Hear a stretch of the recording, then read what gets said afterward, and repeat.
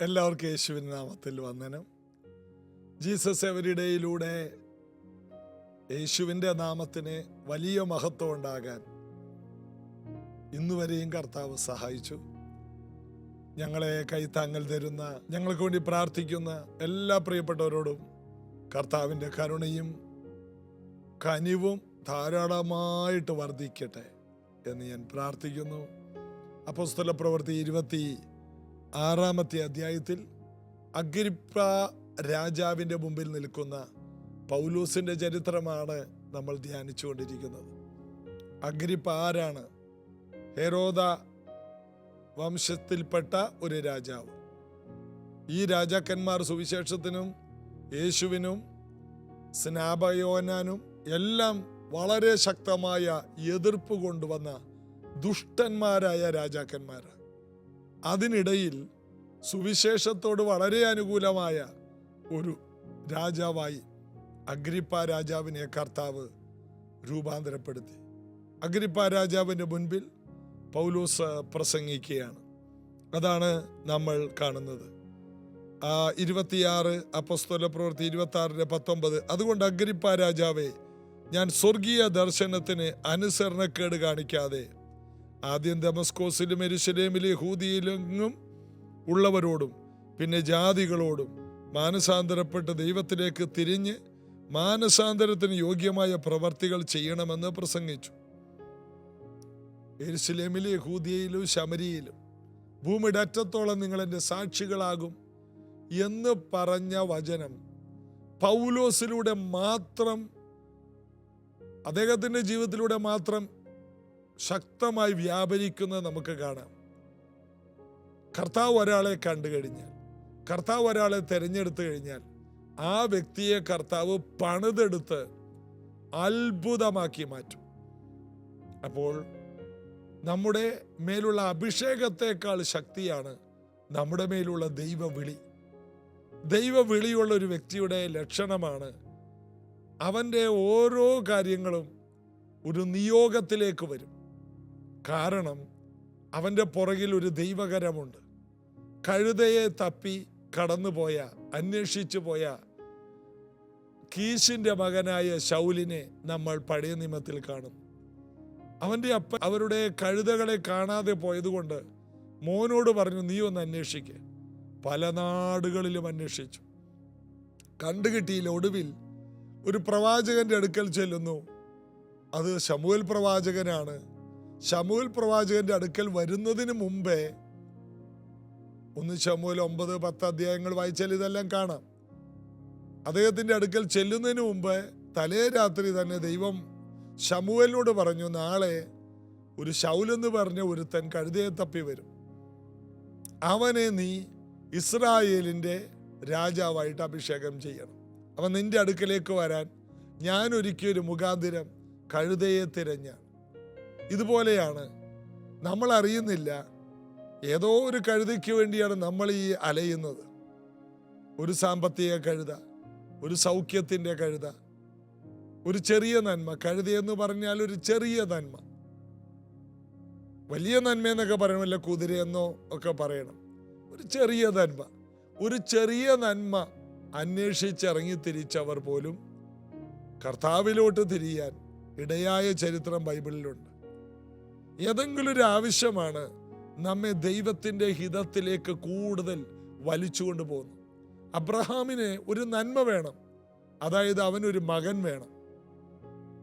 ആ ഒരു ഡിസയറാണ് ദൈവത്തിനു വേണ്ടി മുന്നോട്ട് പോകാൻ അവനെ ചലിപ്പിച്ചത്. ഓരോ വ്യക്തികൾക്കും ദൈവം ഒരു ഡിസയർ കൊടുത്തു. മോശയുടെ ആഗ്രഹം എന്ന് പറയുന്നത് ദൈവജനത്തെ രക്ഷിക്കണം. അവൻ്റെ ആഗ്രഹം അതാണ്. അവന് ഈ ഭൂമിയിൽ ഒരു വീട് വേണ്ട, കാരണം അവന് കൊട്ടാരമുണ്ട്.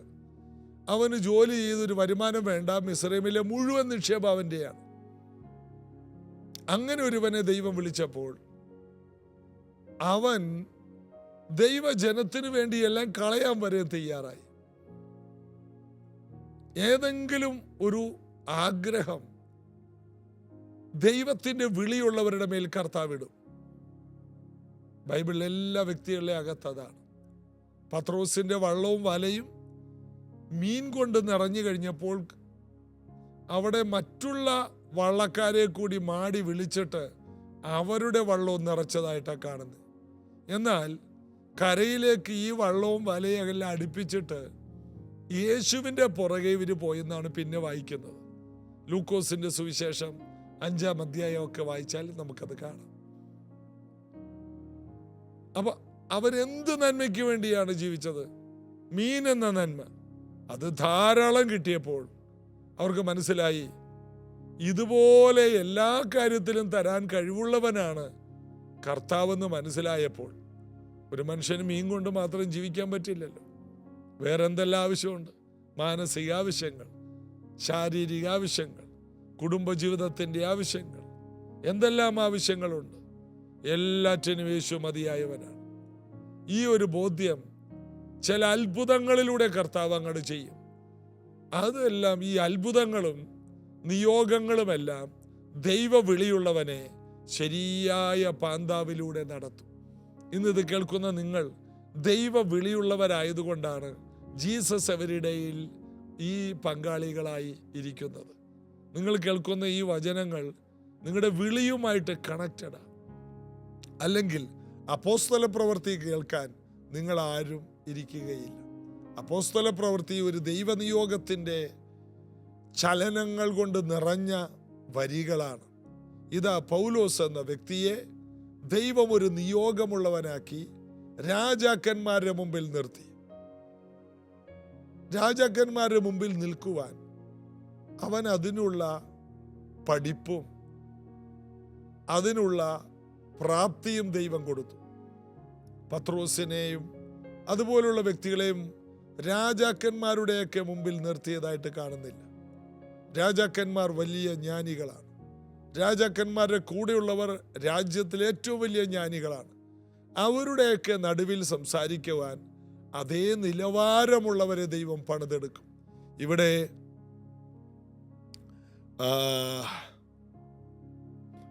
പൗലോസിന്റെ ഈ പ്രസംഗം കേട്ട് ഫെസ്തോസ് പറയുന്നൊരു വാക്കുണ്ട്. അദ്ദേഹം ഒരു നാടുവാഴിയാണ്. 24-ാം വാക്യം ഇങ്ങനെ പ്രതിവാദിക്കയിൽ ഫെസ്തോസ്, പൗലോസെ, നിനക്ക് ഭ്രാന്തുണ്ട്, വിദ്യാബഹുത്വത്താൽ നിനക്ക് ഭ്രാന്ത് പിടിച്ചിരിക്കുന്നു എന്ന് ഉറക്കെ പറഞ്ഞു. പൗലോസിന്റെ വാക്കുകൾ വിദ്യാഭ്യാസമുള്ളവന്റെ വായിൽ നിന്ന് വരുന്ന വാക്കുകളാണ്. അതിൽ പരിശുദ്ധാത്മാവ് നിറവുണ്ട്, അതിനകത്ത് ദൈവ തേജസ്സുണ്ട്.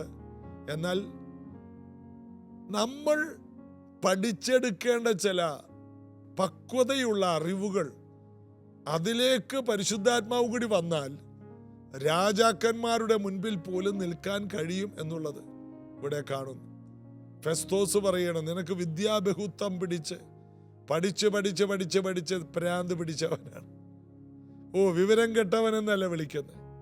എന്തുകൊണ്ടാണ് കർത്താവ് പൗലോസിനെ തന്നെ നീ രാജാക്കന്മാരുടെ മുമ്പിൽ നിൽക്കും, നീ കൈസറുടെ മുമ്പിൽ നിൽക്കും എന്ന് പറയുന്നത്? ആ ഒരു പ്രാപ്തിയുള്ളവനാണ്. ഗമാലിയലിന്റെ പാദപിടത്തിലിരുന്ന് വചനം പഠിച്ചവൻ, അതുകൂടാതെ ഒത്തിരി ആ കാലഘട്ടത്തിലെ വിദ്യാഭ്യാസത്തിൻ്റെ ഉന്നതപരമായ അനുഭവമുള്ളവൻ. ഏത് നാട്ടിൽ ചെന്നാലും അവരുടെ ജീവിതത്തോട് ബന്ധപ്പെട്ട് സംസാരിക്കാൻ അറിയാം. വെറും വചനം മാത്രമല്ല പറയുന്നത്. അതുകൊണ്ട് ചിലയിടത്തേലും നിങ്ങളുടെ കവിവരന്മാർ പറയുന്നു ഇങ്ങനെ. അപ്പോൾ ഓരോ രാജ്യത്തെ കവികളെ കുറിച്ച് പോലും പൗലോസിന് നല്ല പരിചയമാണ്. ഏത് നാട്ടിൽ ചെന്നാലും ഭാഷകൾ വളരെ നിശ്ചയമുള്ളത് കൊണ്ട് എവിടെയും മാറി നിൽക്കേണ്ട ആവശ്യമില്ല. എബ്രായ ഭാഷ നന്നായി പറയും, യവന ഭാഷ, ഏത് ഭാഷ വേണം, പൗലോസിനെ മാറ്റി നിർത്താൻ കഴിയില്ല. അവൻ യഹൂദനായിരിക്കുമ്പോൾ തന്നെ റോമൻ പൗരത്വമുണ്ട്. ഒരിക്കൽ ഒരു നാടുവഴി ഒരു സഹസ്രാധിപൻ പറഞ്ഞു, ഏറിയ മുതൽ കൊടുത്ത് ഞാനതിനെ വാങ്ങിയിരിക്കുന്നു. പൗലോസ് പറഞ്ഞു, ഞാനങ്ങനെ ജനിച്ചിരിക്കുന്നു. ആ കാലഘട്ടത്തിൽ ഏറ്റവും വലിയ പൗരത്വവും, ആ കാലഘട്ടത്തിൽ ഏറ്റവും വലിയ വിദ്യാഭ്യാസവും, ആ കാലഘട്ടത്തിൽ ഏറ്റവും അധികം ജീവിത സൗകര്യവും, ആ കാലഘട്ടത്തിൽ ഏറ്റവും വലിയ ബന്ധങ്ങളും എല്ലാം ഉണ്ടായിരുന്ന ഒരു വ്യക്തി. അങ്ങനൊരു വ്യക്തിയെ കർത്താവ് തൊട്ടു. ഞാനിത് പറയുമ്പോൾ നിങ്ങൾ ഇങ്ങനെയുള്ളവരെയൊക്കെ ഓർത്ത് പ്രാർത്ഥിക്കണം. അല്ലെങ്കിൽ ഈ സീസണിൽ ഇതുപോലെ വിദ്യാഭ്യാസത്തിലും പ്രാപ്തിയിലും എഴുന്നേറ്റ് വരുന്ന വ്യക്തി നിങ്ങളായിരിക്കും. അതുകൊണ്ട് വിദ്യാഭ്യാസം, സുവിശേഷ വിലക്ക് വിദ്യാഭ്യാസം വേണോ? ചിലർ പറയും 10ാം ക്ലാസ് തോറ്റവനെ ഒരു സ്ഥലത്ത് എടുക്കൂല, അവന് +1 പോകാൻ പറ്റത്തില്ല, അവന് ഡിഗ്രിക്ക് പോകാൻ വഴിയില്ല, അവൻ്റെ സ്വപ്ന എഞ്ചിനീയറിംഗ് ആണ്, അതിൻ്റെ 4 അയൽവക്കത്ത് അവനെ അടുപ്പിക്കൂല, 10ാം ക്ലാസ്സിൽ തോറ്റവന്. എല്ലായിടത്തും അന്വേഷിച്ചിട്ട് ഏറ്റവും ഒടുവിൽ ചെയ്യുന്നത് അവനെ ബൈബിൾ കോളേജിലാക്കാം. ബൈബിൾ കോളേജിൽ എഴുതാനും വായിക്കാനും പോലും അറിയണ്ട. അതാണ് ബൈബിൾ കോളേജിൻ്റെ നിയമനങ്ങൾ. കാരണം ബൈബിൾ കോളേജിലോട്ട് ആരും ചെല്ലുന്നില്ല. ബൈബിൾ കോളേജ് അവർ കെട്ടിടമൊക്കെ കെട്ടി അധ്യാപകർക്ക് ഫീസ് കൊടുത്ത് അതിനുവേണ്ടി വലിയൊരു ഫണ്ടും മാറ്റിവെച്ച് കാത്തിരിക്കുന്ന ക്രിസ്തീയ സമൂഹത്തിലുള്ള ആ അധ്യാപകർ അവർക്ക് ആളെ കിട്ടാതെ വരുമ്പോൾ വിദ്യാഭ്യാസം നോക്കാതെ അവർക്ക് കാര്യങ്ങൾ ചെയ്തു കൊടുക്കേണ്ടി വരും. കാരണം ആരും ഇല്ലെങ്കിലോ ഒരാളെങ്കിലും വെച്ചെങ്കിലും പഠിപ്പിക്കേണ്ടി വരും. കാരണം നല്ല പഠിപ്പും നല്ല അറിവും നല്ല കഴിവുള്ളവരെല്ലാം കർത്താവിൻ്റെ വേലയിലോട്ട് വരാതെ ലോകത്തിലേക്ക് അവർ ഇറങ്ങിപ്പോകും. അവർക്ക് കർത്താവിൻ്റെ വേലയേക്കാൾ ലോകമാണ് വലുത്. അല്ലെങ്കിൽ അവരുടെ വിളിയേക്കാൾ ദൈവിക പദ്ധതികൾ മാറ്റിവെച്ചവർ തിരിയും. എന്നാൽ അതിനകത്തും ദൈവത്തിൻ്റെ നിയോഗം ഉണ്ട്. ഞാനൊരിക്കലൊരു MBA ഒരു പാസ്റ്ററിൻ്റെ മോനെ കണ്ടു. അദ്ദേഹം പറഞ്ഞു, ജീവിതത്തിൽ ഒരിക്കലും പാസ്സാകില്ലെന്ന് തീരുമാനിച്ച് നാട് വിട്ടുവിടെ വന്നാണ്. ഇന്ന് ഞാനിവിടുത്തെ ഇംഗ്ലീഷ് ചർച്ചിൻ്റെ പാസ്റ്ററാണ്. അപ്പോൾ എങ്ങനെ പോയാലും ദൈവം പിടിക്കാനുള്ളവനെ ദൈവം പിടിക്കും. എന്നാൽ അത് ആരംഭത്തിൽ തന്നെ ആ നിയോഗങ്ങൾ തിരിച്ചറിഞ്ഞാലോ, ഇതാ പൗലോസേ, നിനക്ക് വിദ്യാബഹുത്വത്താൽ ഭ്രാന്തുണ്ട്. കാരണം അവൻ പറയുന്ന കാര്യങ്ങൾ ഒരു മനുഷ്യൻ്റെ ചിന്തയ്ക്ക് മുകളിലാണ്. പൗലോസ് പറയുന്ന കാര്യങ്ങൾ ഒരു സൂര്യപ്രകാശത്തേക്കാൾ വലിയ വെളിച്ചം എൻ്റെ ചുറ്റും മിന്നി, കർത്താവ് ഇറങ്ങി വന്നു. ഇതൊന്നും തലച്ചോറ് വർക്ക് ചെയ്യുന്നവനോട് പറഞ്ഞാൽ മനസ്സിലാകില്ല. ഇത് വിശ്വസിക്കുന്നവന് വേണ്ടി മാത്രം വ്യാപരിക്കുന്നവൻ്റെ അളവറ്റ ശക്തിയുടെ വലിപ്പമാണ്. ഫെസ്തോസിന് ഇത് മനസ്സിലാകുന്നില്ല. എന്നാൽ ദൈവം മനസ്സിലാക്കാൻ ഉദ്ദേശിച്ചവർക്ക് ഇത് മനസ്സിലാകും. ഇത് ഞാൻ ഇന്നിവിടെ പറയുമ്പോൾ പഠിക്കുന്ന കുഞ്ഞുങ്ങളെല്ലാം നന്നായിട്ട് പഠിക്കണം. ഇനിയും ദൈവവേലക്കാർ പഠിക്കാൻ കഴിയുന്നുവെങ്കിൽ പഠിക്കണം. അറിവുള്ളവർ ദൈവരാജ്യത്തിൽ വേണം. പൗലോസിനെ പോലെ വിദ്യാഭ്യാസത്തിലും ഉയർന്ന ജ്ഞാനത്തിലും വളർന്നു വരണമെന്നുള്ള ദൈവഹിതമാണ്. ബൈബിളിൽ വായിക്കുന്ന പൈതൽ വളർന്നു, ജ്ഞാനം നിറഞ്ഞു, ആത്മാവിൽ ബലപ്പെട്ടു, മനുഷ്യരുടെയും ദൈവത്തിൻ്റെയും പ്രീതിയിൽ മുതിർന്നു വന്നു എന്നൊക്കെ വായിക്കും. വളരണം, ജ്ഞാനം നിറയണം, അറിവുകൾ നിറയണം, പക്വത കൊണ്ട് നിറയണം. അങ്ങനെയുള്ളവരെ ദൈവരാജ്യത്തിൽ ദാനിയേലിനെ പോലെ ദൈവത്തിന് ഉപയോഗിക്കാനുണ്ട്. എന്നാൽ ജോസഫിൻ്റെ ചരിത്രം നോക്കുമ്പോൾ ദാനിയേലിനെ പോലെ പഠിക്കാനൊന്നും അവന് കഴിഞ്ഞില്ല. അവന് ജയിലും ജീവിത ചുറ്റുപാടുമാണ്. എന്നാൽ ദാനിയേലിനെ പോലെ തന്നെ ജ്ഞാനിയായിരുന്നു ജോസഫ്. ദാനിയേലിന് ഒരു രാജ്യത്തിലെ ഏറ്റവും വലിയ വിദ്യാഭ്യാസം കിട്ടിയെങ്കിൽ ജോസഫ് വിദ്യാഭ്യാസം ചെയ്തത് ജയിലിലും പോത്തിഫാറിൻ്റെ വീട്ടിലുമാണ്. എങ്കിലും 30ാമത്തെ വയസ്സിൽ രാജകൊട്ടാരത്തിൽ നിൽക്കുമ്പോൾ രാജാവ് അവൻ്റെ മുമ്പിൽ മുട്ടുകുത്തേണ്ടി വന്നു. രാജാവ് തൻ്റെ മോതിരമൂരി കയ്യിലിട്ട് കൊടുത്തു. രാജാവ് അവനെ രാജവസ്ത്രം ധരിപ്പിച്ചു. എന്നിട്ട് ജനത്തോട് പറഞ്ഞു, മുട്ടുകുത്തുവീൻ. എന്ത് ജ്ഞാനമുണ്ടായിട്ട്? ദൈവിക ജ്ഞാനം. നമ്മൾ ഉണ്ടാക്കുന്ന ജ്ഞാനവുമുണ്ട്, ദൈവിക ജ്ഞാനവുമുണ്ട്. അത് ദൈവം തീരുമാനിക്കട്ടെ. ചിലർ ചില യൂണിവേഴ്സിറ്റികളിലൂടെ കയറിയിറങ്ങണം, ചിലർക്കതിനുള്ള അവസരം ഉണ്ടായെന്ന് വരില്ല. എന്തായാലും ഉയർത്തുന്നത് ദൈവമാണ്. ഇതിൽ നിന്ന് ഞാൻ നിങ്ങളോട് പറയുന്നത്, പഠിക്കാവുന്നിടത്തോളം പഠിക്കുക. ഇനി പഠിക്കാനുള്ള വഴി അടഞ്ഞാൽ അതും ദൈവഹിതമാണ്. എന്നാൽ മടിയൻ്റെ കാര്യമല്ല അത്. എൻ്റെ പാസ്റ്റർ പറഞ്ഞ മടിയൻ മുടിയൻ്റെ ചേട്ടൻ എന്നാണ്. മടിയൻ മുടിഞ്ഞു പോകും, ഉത്സാഹിയുടെ കയ്യോ സമ്പത്തുണ്ടാക്കും. ഏതായാലും വളരെയധികം ഉത്സാഹത്തോടെ വിദ്യാഭ്യാസത്തിലും അറിവിൻ്റെ കാര്യത്തിലും എല്ലാം മികച്ചവരായി തീർന്നാൽ രാജാക്കന്മാരുടെ മുൻപിൽ സുവിശേഷവുമായി നിൽക്കാൻ ഈ കാലഘട്ടത്തിൽ, അനേക പ്രസിഡന്റുമാരോട് സംസാരിക്കാൻ ഈ കാലഘട്ടത്തിൽ കർത്താവ് നിങ്ങളിൽ പലരും ഉപയോഗിക്കട്ടെ. പ്രാർത്ഥിക്കാം. കർത്താവെ, ഭൂമിയിലെ എല്ലാ രാജ്യത്തും സുവിശേഷത്തിൻ്റെ ശക്തി എത്തിക്കുവാൻ കർത്താവിൻ്റെ ആത്മാവെ ഞങ്ങളെ സഹായിക്കണം. പരിശുദ്ധാത്മാവിൻ്റെ ശക്തി ഓരോ വ്യക്തികളിലും പകരപ്പെടണം. ആത്മാവിൻ്റെ ജ്ഞാനവും കഠിനാധ്വാനത്തിലൂടെ പഠിച്ചെടുക്കുന്ന ഈ ലോകത്തിൻ്റെ ജ്ഞാനവും ഒരുപോലെ വർദ്ധിച്ചു വരുന്ന ഒരു ജനറേഷൻ എഴുന്നേറ്റ് കർത്താവിന് വേണ്ടി ദൈവരാജ്യം പണിയട്ടെ. ഇത് കേൾക്കുന്നവരുടെ മേൽ കൃപയുണ്ടാകട്ടെ, യേശുവിൻ നാമത്തിൽ ആമേൻ. കർത്താവ് എല്ലാവരെയും അനുഗ്രഹിക്കും. എല്ലാ നിലയിലും കർത്താവ് ഉയർത്തും. അപ്പോസ്തല പ്രവൃത്തിയിലെ ഈ ഓരോ അധ്യായത്തിലും കാണുന്ന ഓരോ ദൂതുകളും നമ്മുടെ ജീവിതത്തെ മാറ്റട്ടെ. നാളെ നമുക്ക് ഒരുമിച്ച് കൂടാം. God bless you. Glorify thy name. Glorify thy name.